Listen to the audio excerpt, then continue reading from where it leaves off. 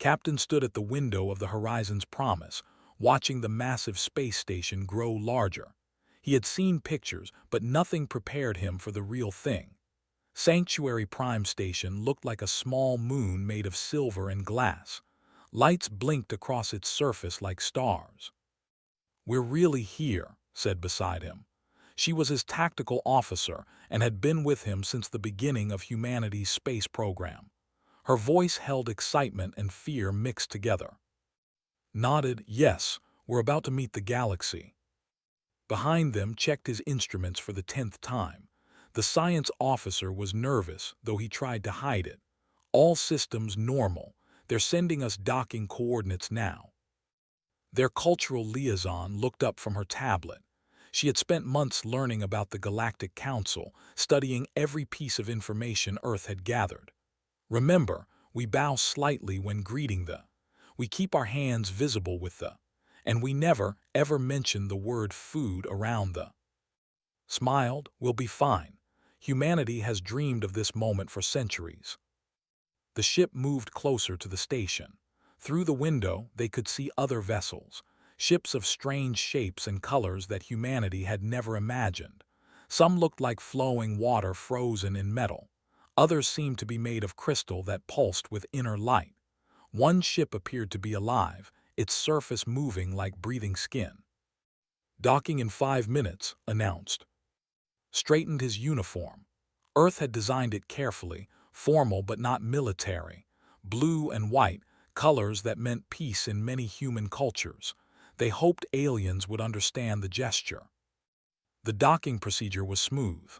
The council had sent detailed instructions and followed them perfectly. When the airlock opened, 3 aliens stood waiting. The first was tall and thin, with skin that shimmered like oil on water. 4 eyes blinked at different times on its elongated head. This was Counselor, the archivist. The second alien was short and covered in soft purple fur. It had 6 limbs and a face that seemed designed for smiling. The third was something between a bird and a lizard, with feathers made of metal. "Welcome," said. Its voice came from a device around its neck, translating its sounds into English. "We are honored to meet humanity." Bowed slightly, remembering lessons. "The honor is ours. Earth thanks the Council for this opportunity." They walked through corridors that curved in impossible ways. Gravity changed direction smoothly as they moved. Hundreds of aliens passed by, all going about their business. Some stared at the humans. Others ignored them completely. One small creature, barely knee-high, ran up and touched his hand before scurrying away, chittering with delight. "They're curious about you," the purple-furred alien explained. "We don't get many new species. The last one joined 40 years ago." "How many species are in the council?" asked. 47, answered. "Soon to be 48 if all goes well." The chamber where the council met was enormous. It was shaped like a bowl, with seats rising in circles toward the ceiling.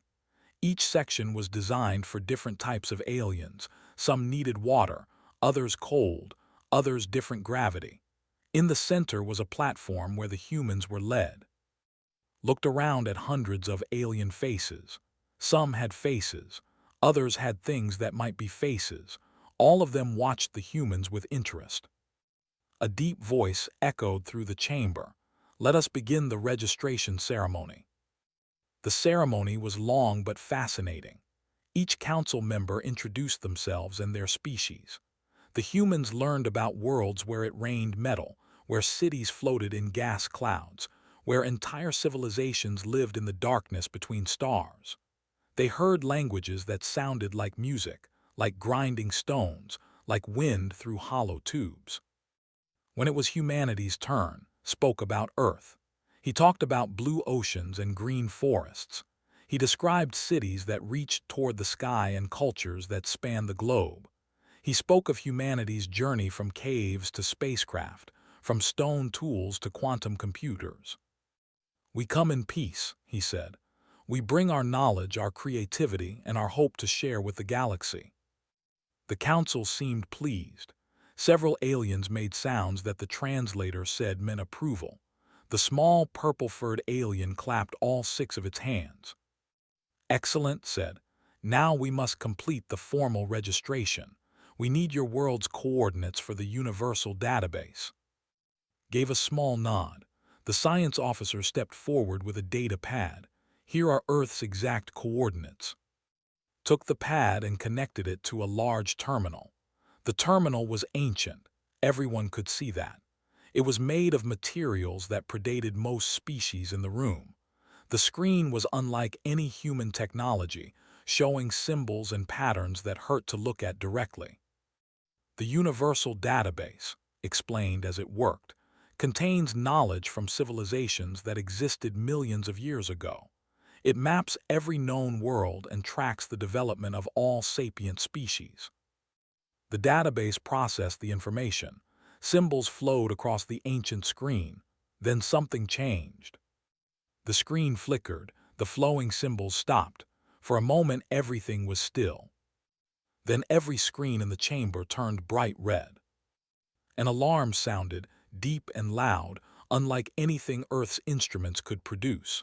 It felt like it came from everywhere at once. The sound made bones vibrate. The aliens in the chamber reacted immediately. Some jumped from their seats. Others made sounds of distress. The small purple alien clutched its chest with several hands. Eva, who had seemed so calm, stepped away from the terminal. "What's happening?" asked, her hand moving instinctively to where a weapon would be, but they had come unarmed. Text appeared on the screen. It was in a language so old that the translator took several seconds to process it. When it did, the words appeared in English. "Warning, Hadal World Deity. Designation, Hadal 17. Classification, Tomb World Endless War. Threat level, maximum. Last status, assumed extinct."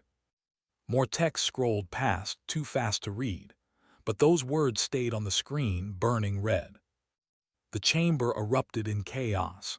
Aliens shouted in their own languages. Several ran for the exits.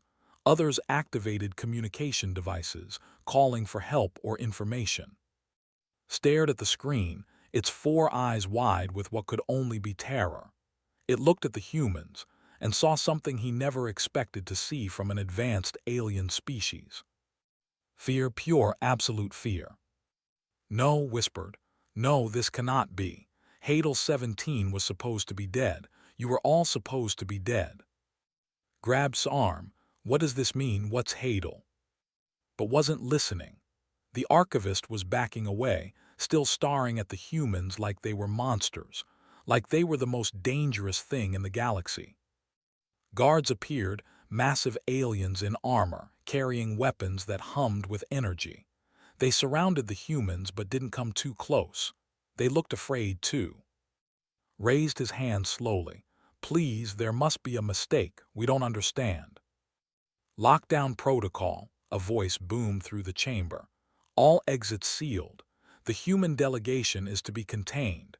Emergency council meeting in 30 minutes.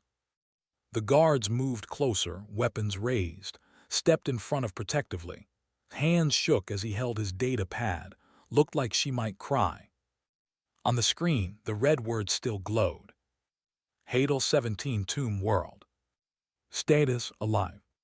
And somehow, knew their dream of joining the galaxy had just become a nightmare. The holding room was comfortable, which somehow made things worse. Soft chairs, warm lighting, and a window showing the beautiful stars outside. But the door was locked. An armed guard stood on the other side. Sat with his head in his hands, paced back and forth like a caged animal, stared at his tablet, searching through every file Earth had sent with them. Had been crying quietly for the past hour. "There has to be something," muttered. "Some explanation, some mistake in the translation." "It wasn't a mistake," said. Her voice was hard. "You saw their faces. They know exactly what they found." A sound at the door made them all turn. It opened slowly. An alien walked in, different from the ones they'd met before. This one was humanoid in shape but taller, with gray skin and large black eyes. It wore robes that seemed to be made of starlight. I am, the alien said. The translator made its voice sound old and tired. I am a historian of the Council. I have studied the ancient records for 300 years. Are you here to explain why we're prisoners? Asked, trying to keep his voice calm. Sat down slowly, like the weight of the galaxy pressed on its shoulders. I am here because I remember what the others have forgotten. I am here because you deserve to know why the Council is terrified. Hadel 17 whispered. Yes. His large eyes closed for a moment. In the old language, Hadel means of the deepest darkness. It was a designation given to worlds that should never have evolved intelligent life. But they did. Leaned forward. What makes a world Hadel? Evolution without mercy, said. Imagine a world where survival requires absolute perfection, where every creature must hunt or be hunted, where cooperation exists only to kill more effectively, where the entire ecosystem becomes a battlefield. The alien stood and walked to the window. The galaxy has existed for billions of years. In that time, we have found 17 Hadal worlds. Each one produced life that was different, life that was optimized for killing. But that's just evolution, said. Every species evolved to survive. No, turn to look at them. You don't understand. Normal evolution creates balance. Predator and prey reach equilibrium.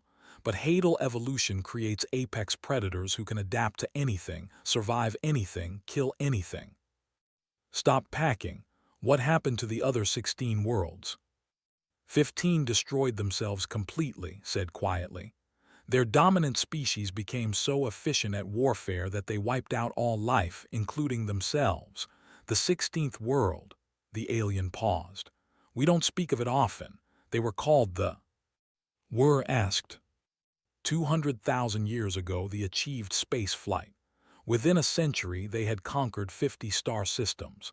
They didn't colonize, they consumed. They turned entire planets into weapons. They couldn't stop fighting because fighting was all their evolution had taught them. His voice grew softer. It took an alliance of every spacefaring species in the galaxy to stop them. Billions died. Whole civilizations ended. When it was over, we swore to monitor all Hadal worlds, to end them before they could reach the stars. The room was silent, except for the hum of the station's systems. And Earth was Hadal 17, said. Yes, pulled up a holographic display. Images appeared, ancient footage from Earth's past. The humans watched themselves through alien eyes. They saw early humans hunting. The footage showed humans running after animals for hours, never stopping, never giving up. The prey would run until its heart exploded from exhaustion. The humans would track it through any terrain, any weather. Persistence hunting, explained. No other species on your world could do this. You are the only predator that kills through determination alone. More images appeared. Humans throwing spears with deadly accuracy. Humans creating fire and using it as a weapon. Humans building traps of incredible complexity. You have a shoulder joint that allows you to throw objects with more force and accuracy than any other known species, said. Your brain is designed to calculate trajectories instinctively. You can kill from a distance that makes you safe from retaliation. The images changed. Now they showed human cities, but the timestamps showed them rising and falling, civilizations appearing and disappearing. You built empires and destroyed them, continued. Over and over. You created weapons of incredible power and used them. You developed agriculture but immediately weaponized it, starving enemies, burning crops, poisoning water. Wanted to argue, but he couldn't. Everything showed was true. More footage played. Human wars throughout history, swords and arrows, guns and bombs, tanks and aircraft, nuclear weapons. Your entire recorded history is war, said. There has not been a single generation of humans without war somewhere on your planet. Not one. But we also created art, said desperately, music and poetry and... About war, interrupted gently. Yes, we noticed. You write songs about battles. You tell stories about warriors. You create monuments to the dead. You romanticize violence while claiming to hate it. The alien changed the display again. Now it showed human psychology reports created by the ancient observers. You form tribes, read. Family, clan, nation, religion, ideology. You will die for your tribe. You will kill for your tribe. You create elaborate rules about when killing is acceptable. You cry for your enemies while refusing to surrender. You feel guilt about violence but commit it anyway. His voice was small. So we're monsters. No, said. That's what makes you different from they felt nothing. You feel everything and do it anyway. That's worse. That's what makes you Hadel. Stood up, his hands shaking. So what happens now? You kill us.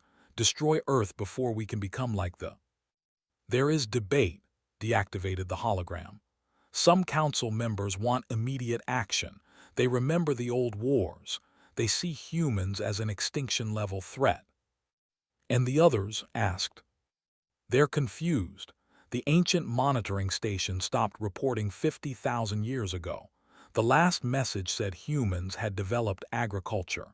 Hadal species always destroy themselves within a few thousand years of becoming civilized. But you didn't. You survived. You kept building despite destroying. You reached for space despite everything. Walked to the door, then paused. There's something else. Something in the ancient records that everyone is ignoring because they're too frightened. What? Asked. The observers who monitored your world, before they disappeared, they sent contradictory reports. Some said you were typical Hadal. Others said you were different. They couldn't agree. Why did they disappear? Asked. His expression was unreadable. The records don't say. The station went dark suddenly. It could have been an accident, or... The alien trailed off. Or we killed them, finished. The council assumes so. Opened the door. The emergency meeting begins in 10 minutes. They will decide humanity's fate. Some will argue for quarantine, keeping you trapped in your solar system forever. Others will argue for military action. War, said flatly. Prevention, corrected. They will frame it as protecting the galaxy from another catastrophe. The alien left, and the guards locked the door again. The four humans sat in silence, processing everything. Outside the window, stars shined peacefully. Somewhere among them was a small blue planet where 8 billion humans lived, not knowing their species had been judged and found guilty. Guilty of being exactly what evolution made them. We have to do something, said. What can we do? Asked.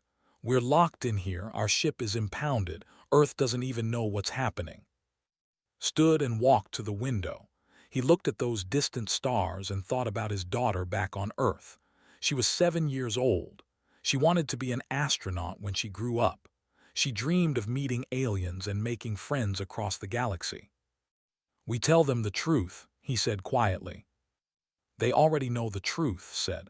They have millions of years of data. No, turned to face his crew. They know what we were, they don't know what we're trying to become. In the council chamber, alarms still flashed red. Hundreds of aliens argued about what to do with the humans from Hadal 17. And in distant space, military vessels began moving toward predetermined positions. The galaxy's peace hung by a thread. And that thread was made of human hope. Couldn't sleep. While the others tried to rest, he sat with his tablet, reading through every scrap of information Earth had gathered about the Galactic Council. There had to be something, some precedent, some law, some hope. The door opened suddenly. Jumped, expecting guards. Instead, a small alien entered quickly, looking behind itself nervously. It was insect-like, with 6 thin legs and compound eyes that glittered in the light. A translator disc was attached to its thorax. Come with me, it whispered, quickly, before the guard rotation changes. Who are you? Asked. I am a junior scientist. I study ancient databases. Please, we don't have much time. Something in the alien's voice made trust it. He woke with a touch. What started? Possible way out, whispered, or a trap. Looked at for a long moment, then nodded. They woke and quietly. The four humans followed the alien into the corridor. The guards were gone. 2-minute gap, explained, moving fast on its many legs. I calculated the patrol patterns this way. They moved through maintenance corridors that twisted and turned. The station was enormous, and new paths that avoided the main areas. After 10 minutes of walking, they reached a door marked with symbols the translator couldn't process. Restricted archives, said. Only senior researchers have access, but I've worked here for 20 years. I know how to bypass the locks. The alien did something complex with a panel, and the door opened. Inside was a room filled with terminals and storage devices of countless designs. Some looked like Earth computers. Others were crystals, or liquids held in force fields, or things that seemed to exist in multiple dimensions at once. Another person was waiting inside, a human woman. She looked young, maybe 30, with short black hair and tired eyes. "You're human," gasped. The woman said. "I'm part of Earth's advanced research team. We've been here for 6 months preparing for first contact. They haven't arrested us yet because we have diplomatic immunity, but that won't last long." "Why are you helping us?" asked. "Because I've been reading the archives since the alarm went off," said. "And what they're not telling you is worse than what they are." Activated several terminals. Holographic displays filled the room with information. The council is panicking, but they're also hiding things. I wanted humans to see the complete truth before decisions are made. "What truth?" asked. Pulled up surveillance footage, more ancient recordings of Earth. The Council has been watching humanity for 200,000 years. Every major development, every war, every peace treaty. They have more information about us than we have about ourselves. The footage played. Early humans cooperating to hunt. Early humans caring for their injured. Early humans burying their dead with flowers and tools.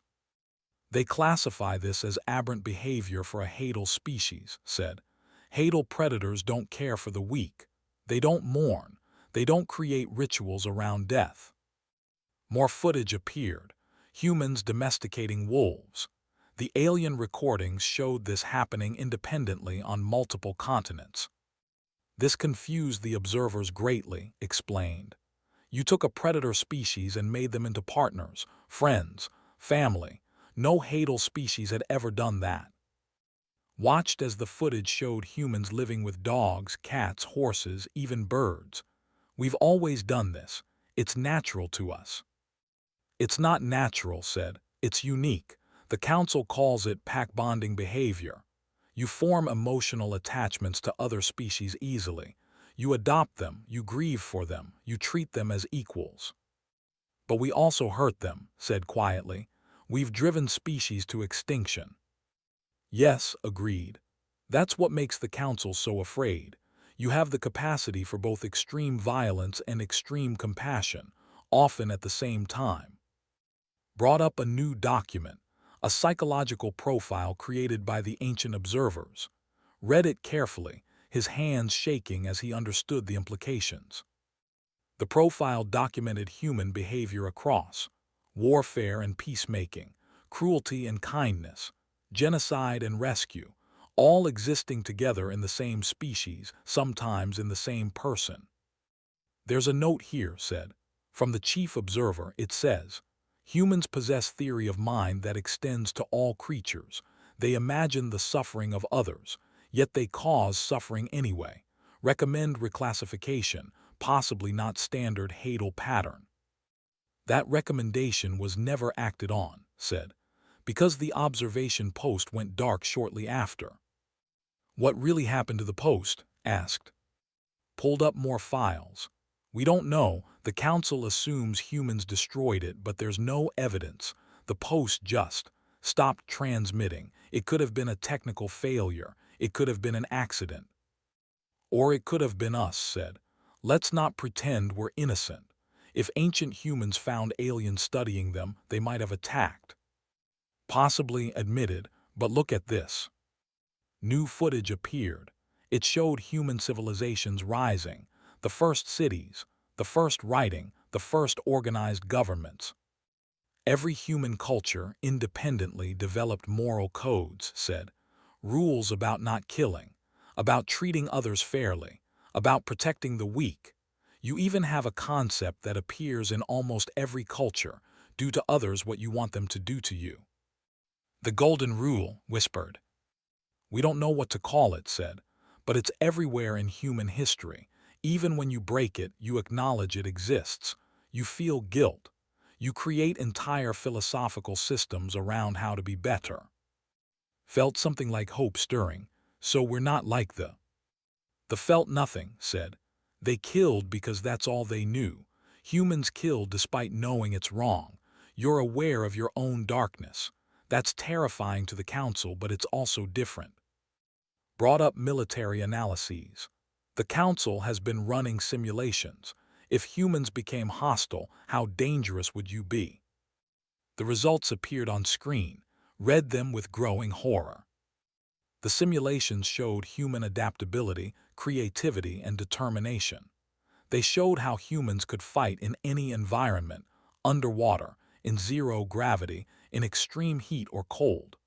They showed human capacity for guerrilla warfare, for psychological tactics, for never surrendering even when defeat was certain. In every simulation, humans win eventually, said quietly, even against technologically superior forces, because you never stop. You learn from every defeat. You adapt to every situation. You sacrifice for future generations. The simulations say if humanity became an enemy, they would be unstoppable.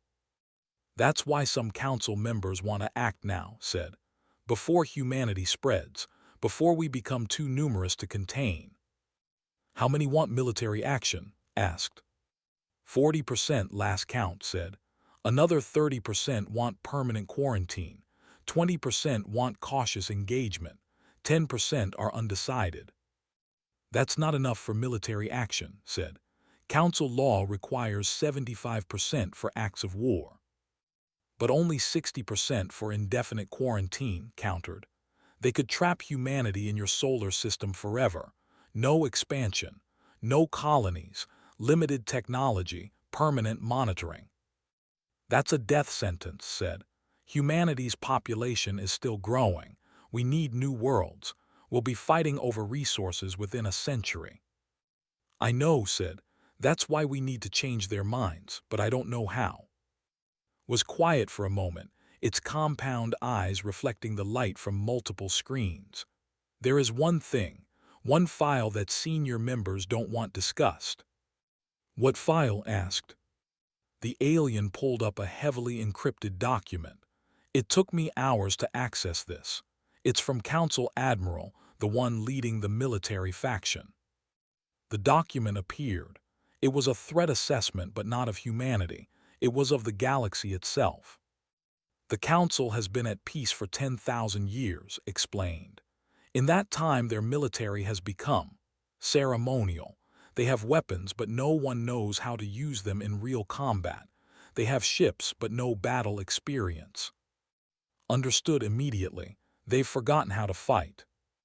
Yes, and there are threats out there. Pirate factions in the Outer Rim. Aggressive species that haven't joined the Council. Ancient automated weapons still active from previous wars. The Council has ignored these because they're not immediate problems.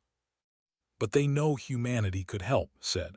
Our military knowledge, our tactical thinking, our experience with warfare, it's exactly what the Council has lost. So some of them want to destroy us out of fear, said slowly, while others realize they might need us. That's the debate happening now, confirmed. Admiral argues that humans are too dangerous to live, but there are voices saying humans are too valuable to waste. Made a disgusted sound. So we're either monsters to be destroyed or weapons to be used. Great. There might be a third option, said. If we can prove we're neither. If we can show we're people who choose peace despite being capable of war. How? Asked. They have 200,000 years of evidence against us. Looked at the screens around them, showing humanity's long and violent history. Then he looked at his people he trusted with his life, people who had become his family during their journey to the stars. We show them what they haven't been measuring, he said. We show them every time humans chose peace, every treaty, every moment of mercy, every act of compassion. They've been so focused on counting our wars that they haven't counted our peace. Outside in the council chamber, the debate raged on. Military vessels moved into position around Earth's solar system. Billions of humans went about their lives, not knowing they had been judged. But in a small room filled with ancient archives, 5 people, 4 humans and 1 sympathetic alien, began searching for evidence that humanity deserved to live. The council chamber was different now. Where before there had been curiosity and welcome, now there was fear. Armed security forces stood at every entrance. Force fields separated different sections. The peaceful gathering place had become something that looked like a war room. And his crew sat in the center, surrounded but not quite prisoners. They had been allowed to attend the hearing, mainly because refusing them would have looked like guilt. Around them, hundreds of alien representatives argued. "We cannot take this risk," Admiral said. He was a massive alien, built like a tank with armor-plated skin and eyes that glowed red. Hadal 17 must be contained. We all know what happens when such species reach the stars. A smaller alien stood up, its voice translating as soft and sad. "But they're already in the stars. They're here. What would you have us do? Exterminate them?" "If necessary," said coldly. 8 billion lives now or 8 trillion lives later. The mathematics are clear. Grab's hand, squeezing hard. He squeezed back, trying to stay calm. They had to stay calm. Any display of aggression would only confirm the council's fears. The historian stood. "We must consider all evidence. Yes, humans are violent, but they're also the only Hadal species to survive their own nature for more than a few thousand years. That suggests something different." "Or something more dangerous," countered. "Perhaps they're simply better at organized violence, better at warfare. That makes them worse, not better." The debate continued for hours. Watched aliens who had seemed kind turn hostile. He saw fear override logic. The council was tearing itself apart over what to do about humanity. Then the chamber doors opened. 2 humans entered, escorted by guards. One was a woman in her 50s with gray-streaked hair tied back. The other was a man in his 40s with glasses and a gentle face. They wore simple civilian clothes, no uniforms, no symbols of authority.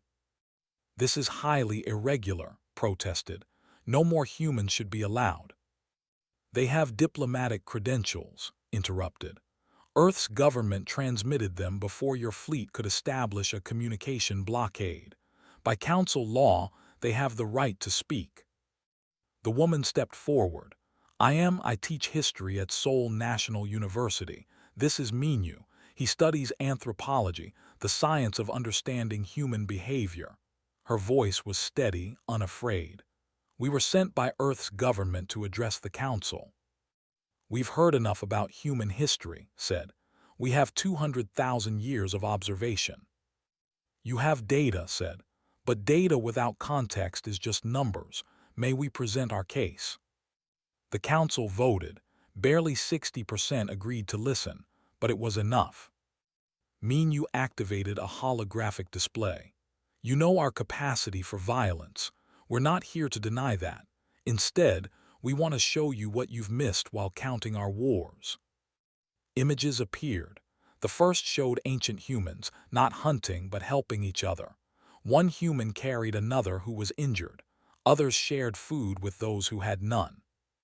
"Cooperation," Minyu said.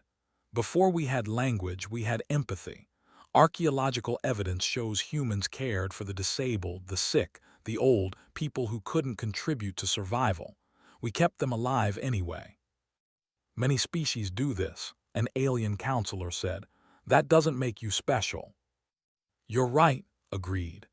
But we did it while also being apex predators. We hunted megafauna to extinction, then felt bad about it and created myths to explain our guilt. New images appeared, ancient cave paintings showing humans and animals. We painted the creatures we killed, Minyu explained. We honored them. We created rituals. We didn't just see them as food. We saw them as beings deserving respect. Words and rituals are cheap, said. Actions matter. Then look at our actions, said. She displayed timeline after timeline. Yes, we warred constantly, but between every war were periods of peace. We formed alliances. We traded. We shared knowledge across cultures, and every single human civilization independently created laws against murder. Laws you constantly broke, pointed out. Yes, said simply, and we punished those who broke them. We created entire systems of justice. We wrote books about morality. We argued about right and wrong. We failed over and over, but we kept trying. Minyu brought up more recent history. 400 years ago, we began outlawing slavery. 200 years ago, we recognized women as equals. 100 years ago, we started protecting endangered species, including predators that hunt us. Progress, he continued, isn't the absence of violence. It's the choice to reduce it generation by generation, and we've been making that choice. An alien counselor stood, one of the peaceful species that had welcomed humanity at first. But you still have wars, even now. Your planet has active conflicts. Yes, admitted. We're not perfect, we're not peaceful, but we're trying. In 1945, we created weapons that could destroy our entire world. We've had them for 80 years. We could have ended everything 1,000 times over, but we didn't. She let that sink in. We created the most terrible weapons in our history, and then most of us agreed never to use them again. We came so close to destroying ourselves, but we chose not to. The United Nations, Minyu added, displaying the organization's symbol. It's imperfect. It fails often, but it exists. Nations that were enemies work together now. We share resources. We cooperate on science, on medicine, on protecting our world. We're not saying we're good, said. We're saying we're trying to be better. Every generation learns from the previous one. Every culture evolves. We write stories where we're the villains and we learn from them. She showed examples: human literature, films, art, stories about the cost of war, stories about choosing peace, stories that questioned human nature itself. We're the only species in our own fiction, Minyu said, that constantly asks if we deserve to survive. We judge ourselves harsher than you could ever judge us. The council was quiet now, listening. His voice grew softer. You call us Hadal. You say we're from the darkness. Maybe that's true, but when you live in darkness, you learn to appreciate light. We know what we're capable of. That's exactly why we try so hard to be better. And you want us to trust this, demanded. Trust that you'll continue to improve, that you won't become another. No, said suddenly standing. Everyone turned to look at him. We don't ask you to trust us. We ask you to walk with us. He stepped forward, standing beside and Minyu. Every ship we build has crew quarters for other species. We designed them before we met you, because we hoped, we dreamed, that we wouldn't be alone in the universe. Stood up too. We know we need you, not as guards, not as monitors, as friends, as partners, as people who can remind us when we're wrong. Join them. We're dangerous. We know that. But we're also the species that cries at sad movies, that adopts stray animals, that travels across the world to help strangers during disasters. Was the last to stand. We contain multitudes, violence and compassion, cruelty and kindness. We're not asking you to accept the violence. We're asking you to help us strengthen the compassion. The council chamber was silent.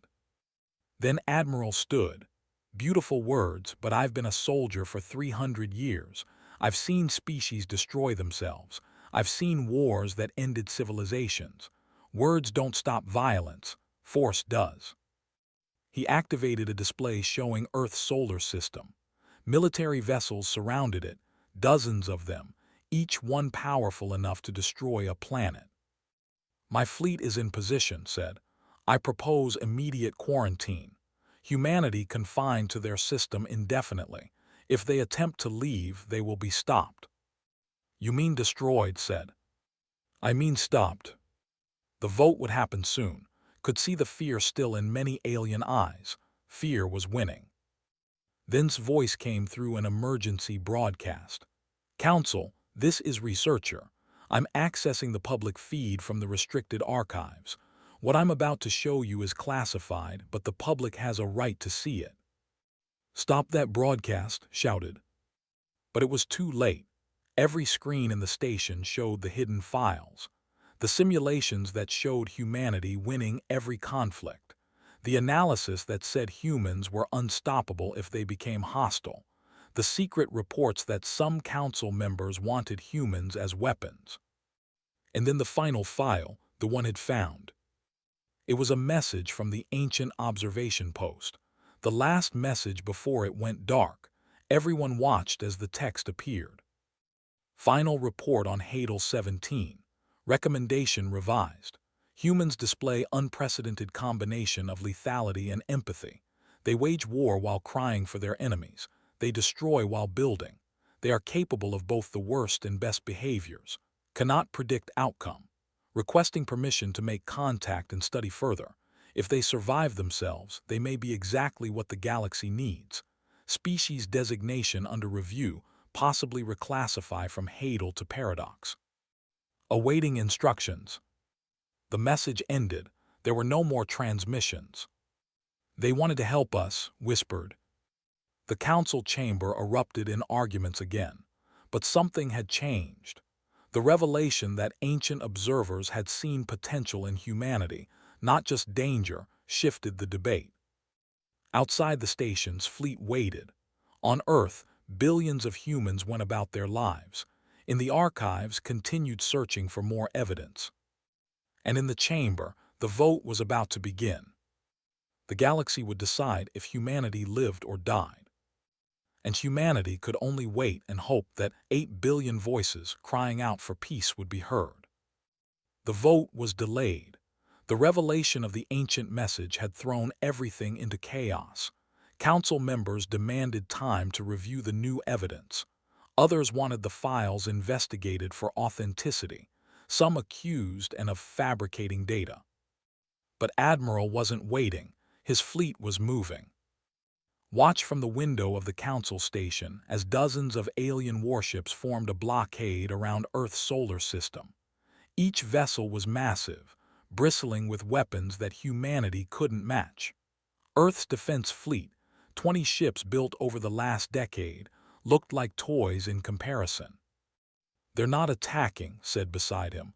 She had been analyzing the fleet positions. They're creating a barrier, nothing gets in or out. A prison, said quietly. Earth's government had responded by sending the defense fleet to neutral positions near Mars. They weren't advancing, but they weren't backing down either. 20 small ships facing an armada, refusing to surrender their future. Was watching a live feed from Earth. News networks showed millions of people gathering in cities around the world. They weren't panicking. They were watching the sky, holding candles, singing songs, hopping. They don't even know how bad this is, said, tears in her eyes.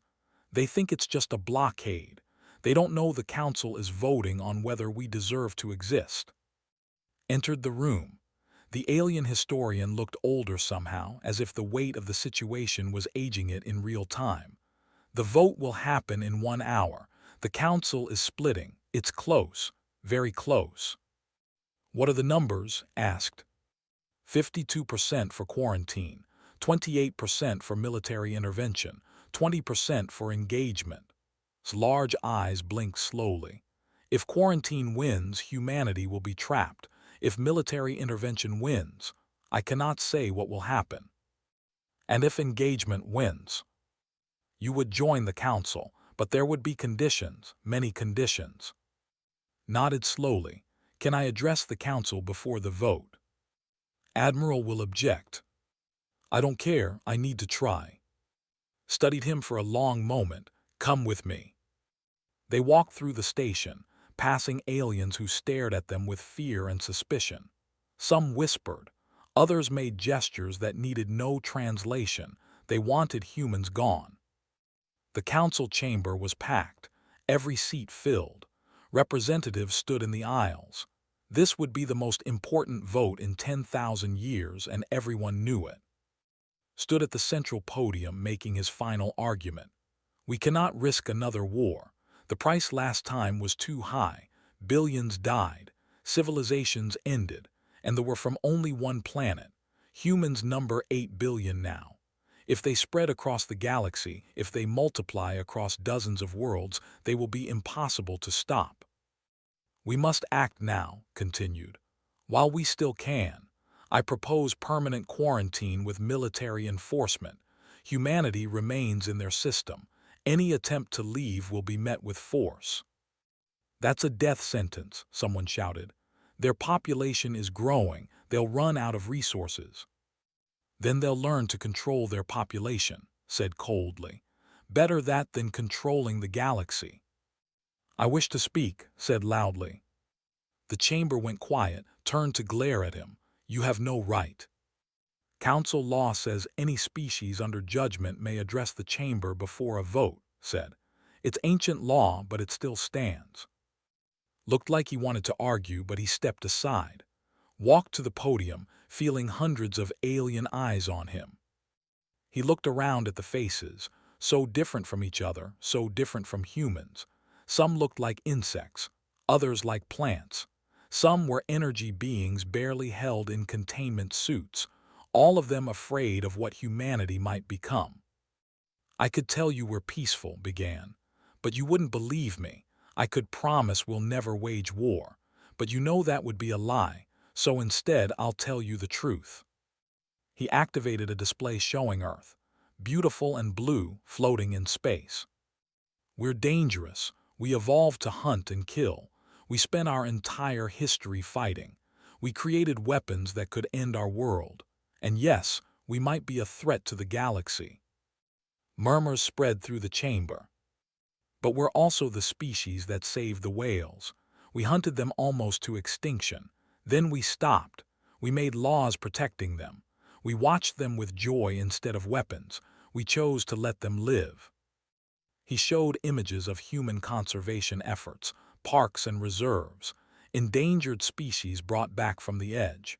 We're the species that almost destroyed our own world through pollution and greed. Then we noticed what we were doing, and we started trying to fix it. We're not done. We're failing in many ways, but we're trying. We're the species, he continued, that sends probes into space with messages of peace, hoping someone will find them and know we existed. We put music on those probes, art, mathematics. We tried to show the best of what we are. He paused, looking directly at. You see us as weapons, as threats, as monsters waiting to happen, but we see ourselves as people trying to be better than our nature, and we can't do that alone. His voice grew stronger.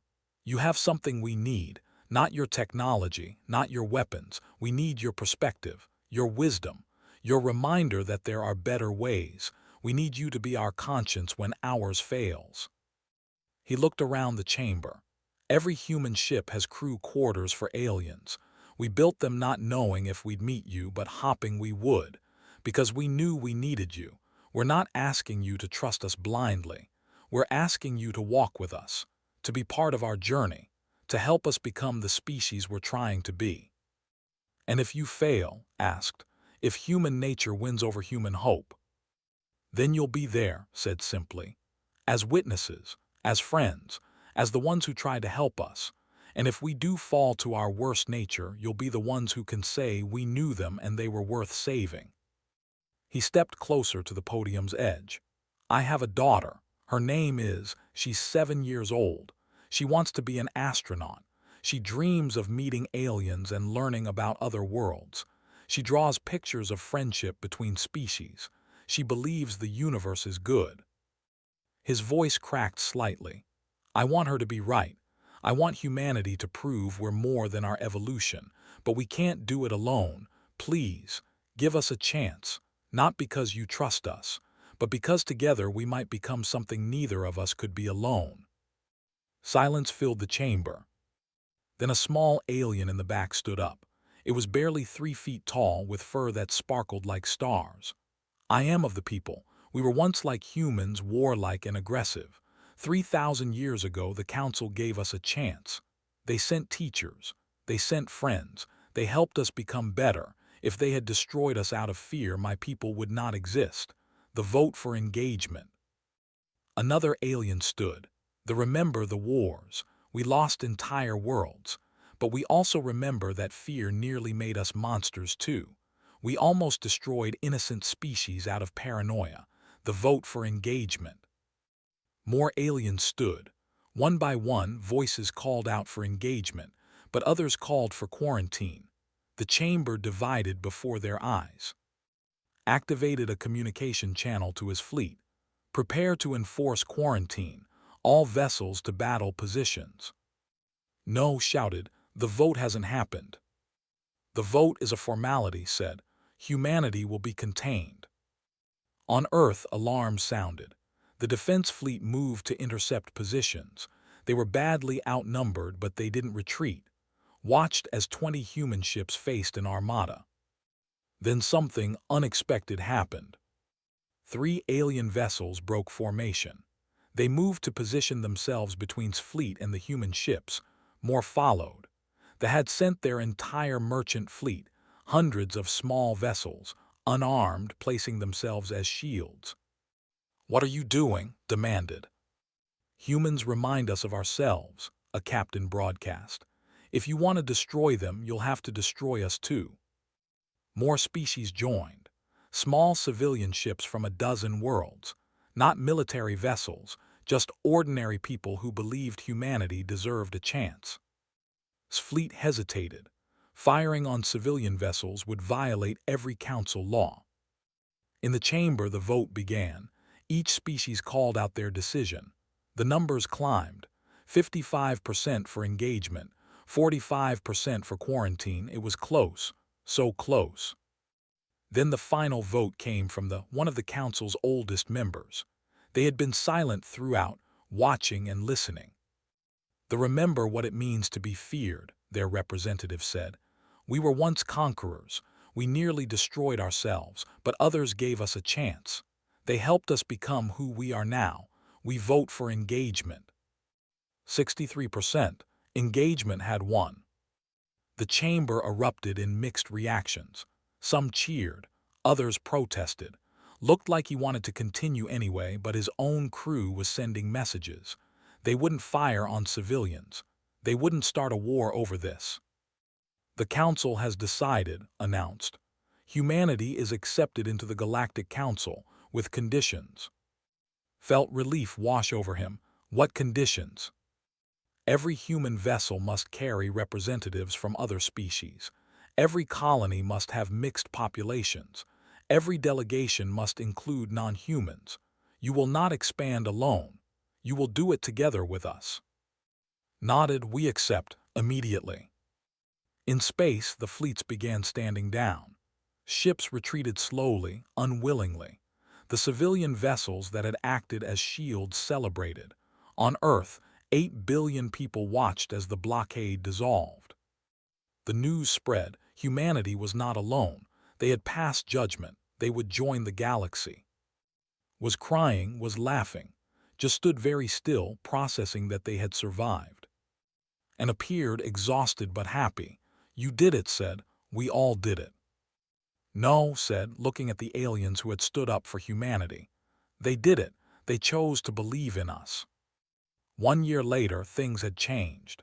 Humans had spread to 3 new colonies, each one shared with multiple species. Human ships carried mixed crews. Human children grew up with alien friends. There were problems, cultural clashes, misunderstandings, occasional violence that required intervention. Humanity was still humanity, flawed and struggling. But they were trying, and they weren't trying alone. Captain stood on the bridge of the Horizon's Promise II. His crew included 7 species, was training a young in human combat techniques and human ethics, worked with alien scientists on projects neither species could have done alone, had become an ambassador, helping other species understand human culture. A message came from Earth. His daughter had drawn another picture. This one showed humans and aliens holding hands under a sky full of stars. She had written, "We're not alone anymore. Thank you, Dad." Smiled. Humanity had been judged and found guilty of being dangerous, but they had also been found capable of being better, and that was enough. In the Council archives, had made one final discovery. The ancient observation post hadn't been destroyed by humans. It had been abandoned. The observers had chosen to leave, trusting that humanity would either destroy itself or become something worth meeting. They had left a final note. If humans survive and reach the stars, tell them we believed they could be more than their nature. Tell them we were right. And decided to keep that note secret. Some mysteries were better left classified. Some acts of faith didn't need to be explained.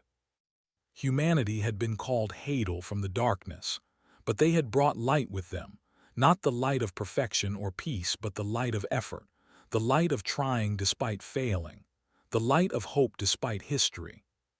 And in the vast darkness of space, that light was enough.